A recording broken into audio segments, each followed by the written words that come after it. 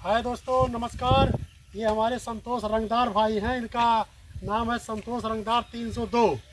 तो आप सभी लोगों को जो है आज हमारे जो दर्शक लोग हैं इनको सुनाएंगे शायरी, डायलॉग और एक गाना सुनाएंगे। भाई कह रहे हैं, ये कह रहे हैं हमें भी वायरल कराओ रंगदार भाई।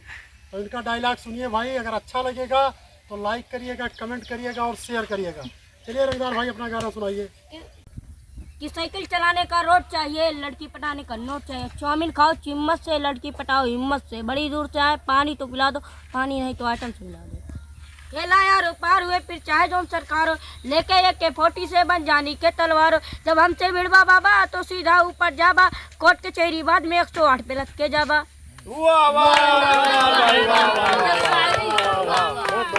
अरे संतोष रंगदार भाई, दर्शक लोग से कुछ कहे चाहते हो? भैया लाइक करो वीडियो, हमारा सब्सक्राइब करो, कमेंट करो।